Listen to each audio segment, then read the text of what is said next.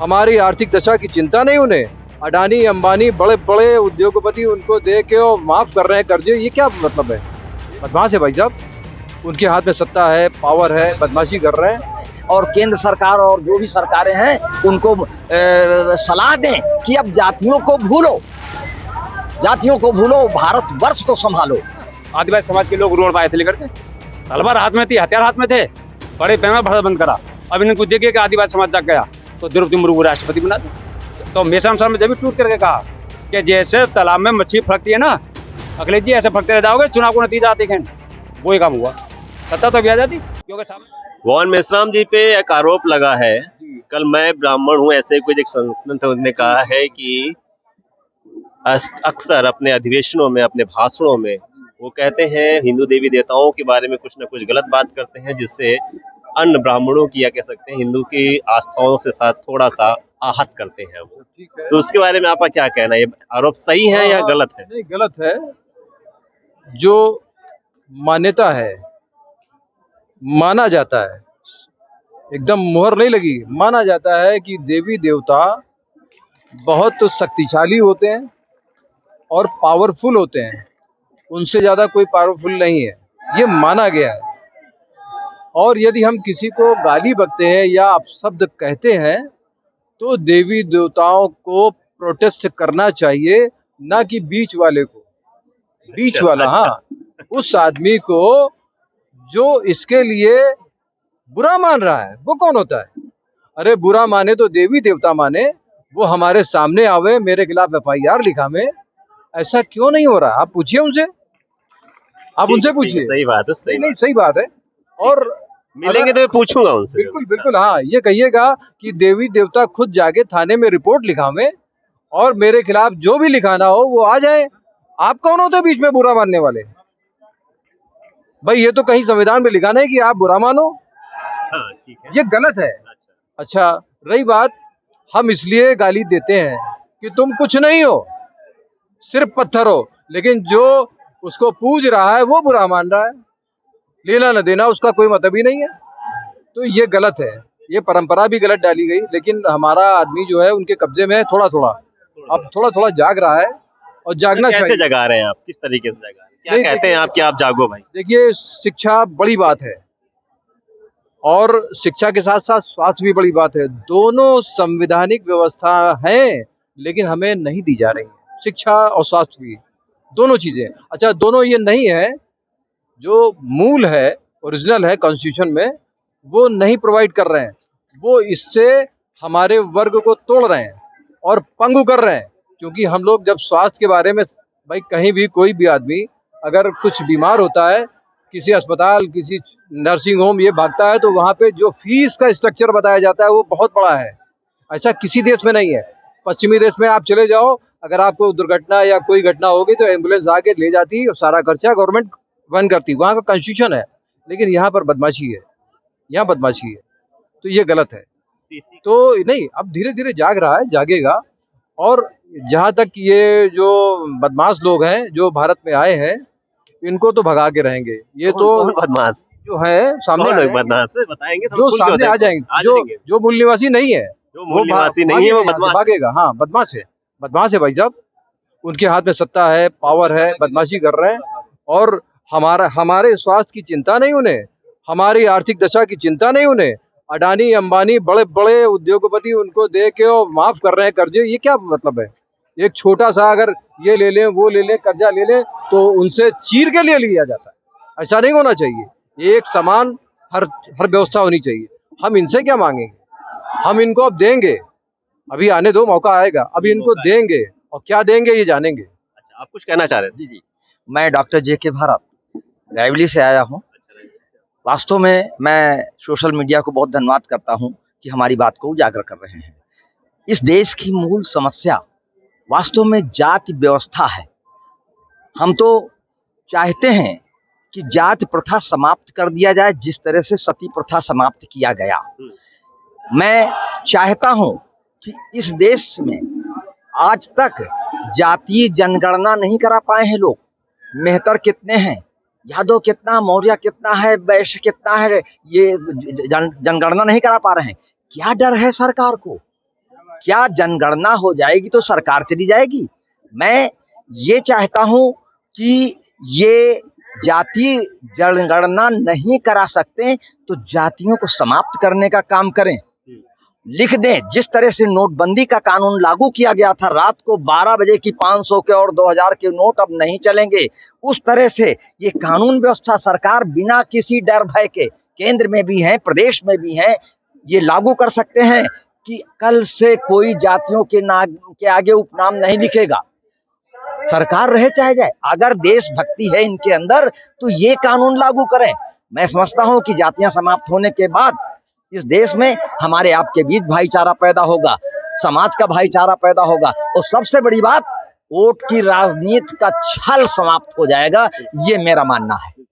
अच्छा, अभी 2014 से पहले कांग्रेस सरकार थी, 2017 से पहले सपा और बसपा की सरकार थी, ये सब सरकारें थी यहाँ पर। तब आपके ऊपर इस तरीके का किसी भी व्यवधान नहीं लाया गया था, आपको अपनी बात कहने के संवैधानिक दायरे में कहने का हक था। लेकिन जब से क्या आपको लगता है ये सरकार आई है, मोदी सरकार, तब से आपके ये जो बोलने की आज़ादी उसको भी छीना जा रहा है क्या? नहीं, ऐसी कोई बात नहीं है। ये समाज जो है, जो बाहर से आए हुए लोग थे, उन लोगों ने बड़ी होशियारी से समाज का बंटवारा कर दिया, 4 वर्गों में बंटवारा कर दिया, और वो छल हर सरकारों में रहा है। उसका निदान किसी भी सरकार के लोगों ने खोजा ही नहीं, और ना उधर जा रहे हैं। मैं एक छोटा सा एक दीपक जला रहा हूं आप पत्रकार के माध्यम से, कि इसको आगे बढ़ाया जाए किसी तरीके से। जिन लोगों ने जातियों का विभाजन किया है, मैं उनसे भी अनुरोध करता हूं, उनसे भी मेरा कोई बैर नहीं, वो स्वयं इस बात के लिए सहमत हो जाएं, और केंद्र सरकार और जो भी सरकारें हैं उनको सलाह दें कि अब जातियों को भूलो, जातियों को भूलो, भारतवर्ष को संभालो। जातियों को भूलो और भारतवर्ष को संभालो। अगर जाति जनगणना नहीं कर पा रहे हो तो कम से कम जातियां ही खत्म कर दो। इस तरीके से लोग जुड़े तो रहेंगे भाई। ठीक है, आप कुछ कहना चाह रहे हैं? हाँ, पत्रकार महोदय, आपका धन्यवाद। और मैं ये कहना चाह रहा हूँ कि देखो, पहली बात तो मैं आपकी मीडिया के सामने बोलूंगा तो मैं डरूंगा नहीं, मैं भय मानूंगा। कुछ भी बोलिए, कोई क्यों नहीं डरूंगा? क्योंकि मैं इतिहास का थोड़ा सा कुछ 2-4 शब्द जान गया। मैं ये ब्राह्मणों ने जो व्यवस्था भारत में बनाई है, इनकी ब्राह्मण व्यवस्था को मैं जान गया। क्योंकि 3.5% ब्राह्मण ये मुगलों से भी पहले आए हुए। कहाँ से? दुनिया का सबसे बड़ा देश रूस, उर्दू में शब्द रूस, और हिंदी में कहते हैं उसको यूरेशिया।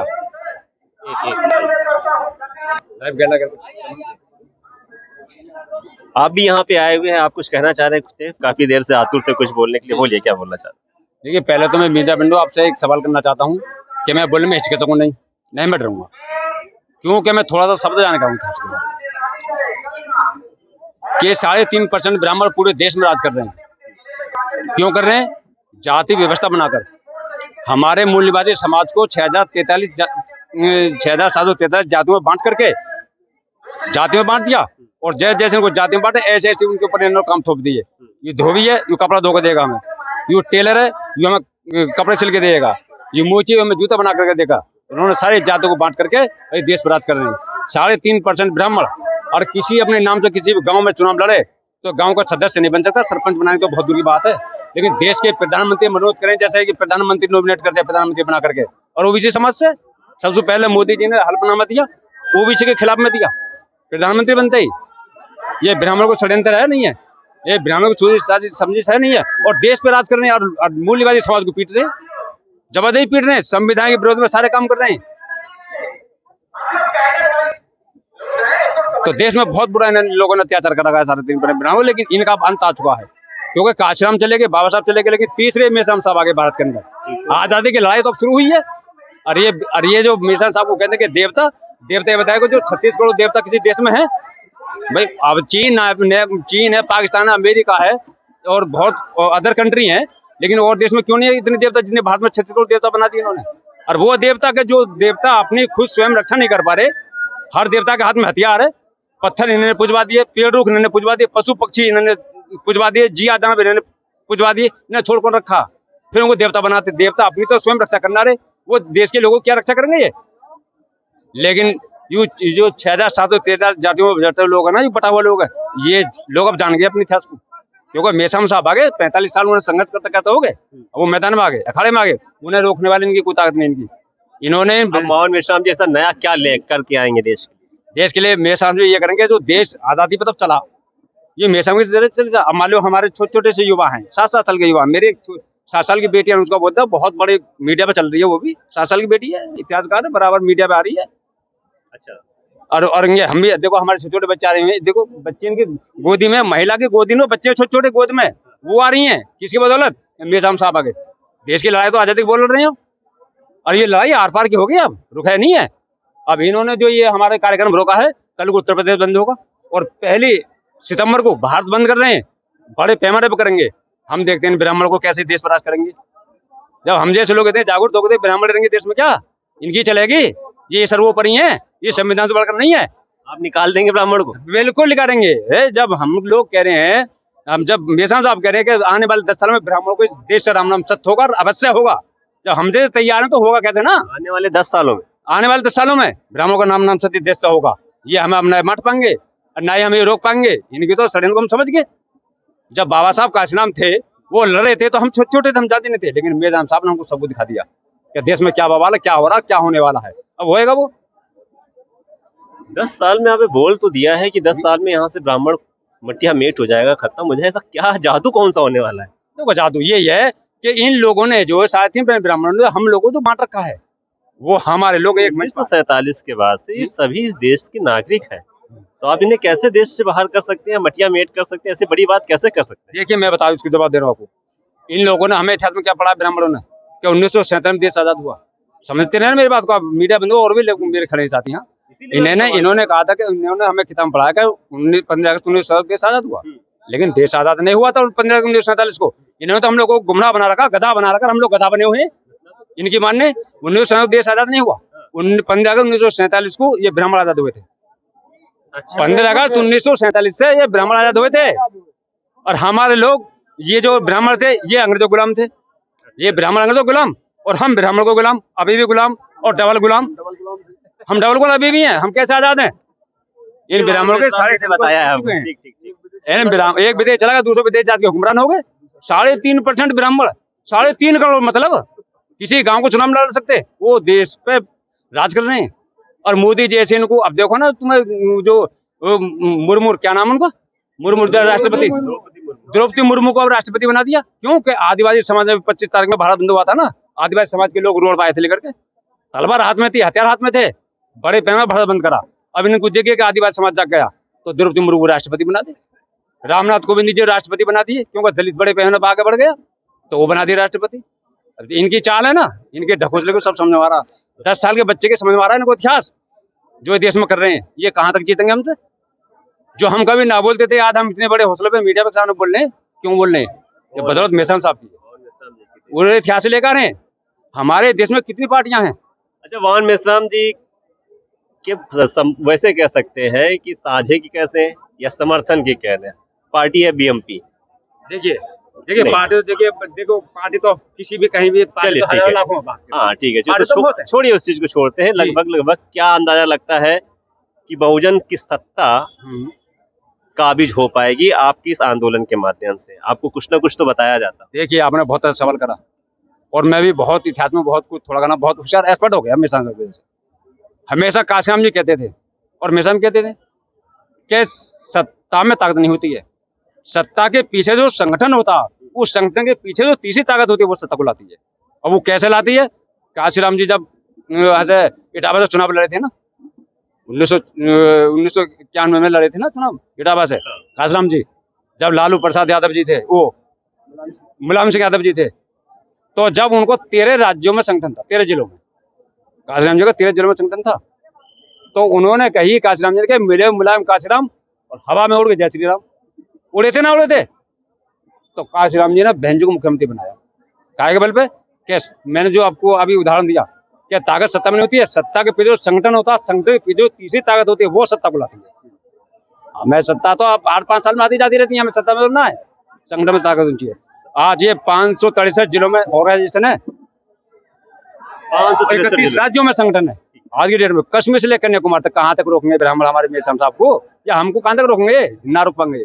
आज मतलब उत्तर प्रदेश में इन्होंने बाधा डाली है, लेकिन किसी अन्य जगहों पे बाधा नहीं डाल पाएंगे। नाम क्या है आपका? है मेरा नाम सर बबलू गौतम, बबलू गौतम कहाँ से हैं? मैं जिला हापुड़ से, आप भी हापुड़ से आए हो? मैं जिला हापुड़ से, और मैं बीएमपी जिला उपाध्यक्ष, जिला संयोजक।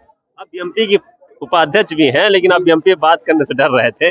खैर बहुत अच्छा लगा आपसे बात करके, क्लियर बताया मैंने, बहुत अच्छा लगा बात करके। मीडिया सर मैंने आपसे क्या बोला था, क्या मैं नहीं डरूंगा ना मैं हिचकिचाऊंगा, क्योंकि जो आदमी बोलना जानेगा वो इनसे क्या डरेगा। बीएमपी की बात पे इतना पीछे क्यों हट गए? कितने दिनों में आपको लगता है कि एक सीट निकलेगी कम से कम? आप तो उपाध्यक्ष हैं। नहीं ये मुझे गुनाह आपको मत लगता है कि हैं? मुझे गुनाह मत करो। मैंने कही थी कि ताकत सत्ता में नहीं होती है, वही मैं कह रहा हूँ, ताकत सत्ता के पीछे जो संगठन होता है, सत्ता के संगठन की ताकत, संगठन के पीछे वाले की जो तीसरी ताकत ताकत वो सत्ता को और लाती है। पार्टी की ताकत मिला के आप ये बताइए कि लगभग अच्छा। लगभग एक सीट कैसे निकलेगी? अच्छा अभी बताएं मैं आपको, अभी ये अभी चुनाव हुआ 2022 का विधानसभा चुनाव हुआ, अगले रात मेरे साहब मिलने गए, वो मौलाना सज्जाद नोमानी वो मिलाना क्यों ले गए, लेकिन वो थोड़ी सी गलती करके बीच में, अगर वो मिला देते तो अगले आदमी तो हमें भले थी, लेकिन उन्होंने पीछे जाकर कुछ फूंक भर दी कि तुम्हारी सत्ता तो पूर्व बहुमत से आने वाली है, लेकिन आप अपना वजन कम मत ना करो, मिसाम से मत मिलो। वो फुचकाए में आ गए अखिलेश यादव जी, वो पीछे हट गए। तो मिसाम साहब ने जब भी टूट करके कहा कि जैसे तालाब में मच्छी फड़कती है ना, अखिलेश जी ऐसे फड़कते रह जाओगे, चुनाव को नतीजा आते हैं। वो ही काम हुआ, सत्ता तो भी आ जाती, क्योंकि सामने कह दी कि 2022 चुनाव तुम हमें 25 सीट दो और 25 सीट मांग रहे हैं। हाँ जी, और हम ये पहली बार कैमरे में खुलासा हुआ होगा कि बीएमपी में वामन मेश्राम जी ने बीएमपी के लिए 2022 के चुनाव में 25 सीटें मांगी थी, लेकिन अखिलेश यादव ने नहीं दी थी। जी हाँ 25 सीट दे देते ना वो, तो अभी ये ईवीएम ना होती, ईवीएम चुनाव होता, अगर होता तो उत्तर प्रदेश की जो 13 करोड़ जनसंख्या रोड पर जाती ईवीएम के खिलाफ, और ईवीएम ना तो कानून तोड़ेंगे, ये तो मौका भी आ गया। समस्या ईवीएम भी है। हाँ ईवीएम की तो मैंने जड़े देखिए, ईवीएम के बारे में तुम्हें बताऊं, 1984 में काशीराम जी ने नारा दिया था कि रात वोट हमारा, राज तुम्हारा, नहीं चलेगा नहीं चलेगा। तो इंदिरा गांधी स्वयं जिंदी थी उस टाइम पे, इंदिरा गांधी ने सोचा कि ये काशीराम बवाल पैदा हो गया, यूं सही कह रहा है कि हम 3.5% ब्राह्मण कहाँ से सत्ता ले आएंगे, यूं सही कह रहा। तो जब विदेशों में चुनाव होते थे ईवीएम से, ईवीएम तो विदेश वालों ने ये ईवीएम रिजेक्ट करके फेंक दे कि ये बेमन कराती। इंदिरा गांधी 1984 में ईवीएम ने लेकर आई भारत के अंदर, और बीजेपी ने प्रस्ताव पास करा ईवीएम लाने के बाद सोनिया गांधी जब मृत्यु हुई थी, जब मरी थी इंदिरा गांधी, पहले ईवीएम लाई थी 84 में, 84 में मरी थी ना इंदिरा गांधी, 84 में वो ईवीएम लेकर ईवीएम लाने के बाद मरी थी। तो 1984 ईवीएम तो घोटाला हो रहा, पहली सरकार कांग्रेस की 2005 में बनी थी, पहली सरकार कांग्रेस की ईवीएम के घोटाला से। दूसरी सरकार 2009 में बनी थी कांग्रेस की ईवीएम के घोटाला से। 2004 में बनी थी, 5 में 4 में बनी थी, फिर 2009 हाँ 4 में बनी थी, फिर 2009 में बनी थी कांग्रेस की सरकार, 2 बार बन गई। तो बीजेपी वालों ने ये जो लाके राडवाड़ी इन्होंने दिल्ली में यात्रा लिगारी ईवीएम के खिलाफ। चलिए, आपके बहुत ओजस्वी और आक्रामक विचार है, क्रांतिकारी विचार है, आपसे बात करके बहुत अच्छा लगा। आप हापुड़ से आए हुए हैं अधिवेशन को अटेंड करने के लिए कानपुर में। क्रांतिकारी विचार है, कुछ व्यवस्था परिवर्तन करना चाहते हैं। इनको लगता है कि वामन मेश्राम जी को सुनकर उनके सानिध्य में इस देश के अंदर से अगले 10 साल में ब्राह्मण साफ हो जाएगा। साफ करने का अंदाजा मेरे ख्याल से इनका ये नहीं कहना है, इन्होंने अपनी भाषा को कहा है, लेकिन मैं ये कहना चाहता हूँ मतलब सत्ता से हट जाएगा, देश छोड़ के तो नहीं चला पाएगा, सत्ता से हट जाएगा, इनका ये कहने का तात्पर्य होगा। और बीएमपी के लिए भी बहुत आशावान है। नया खुलासा भी इन्होंने किया है कि अखिलेश यादव के साथ 2022 के विधानसभा चुनाव में कोलिब्रेशन की कुछ बातें हुई थी, लेकिन 25 सीटों पे बात बन नहीं पाई। और कह रहे हैं कि अखिलेश जी सब बाग देख रहे थे कि शायद वो मुख्यमंत्री बन जाएंगे, लेकिन ऐसा कुछ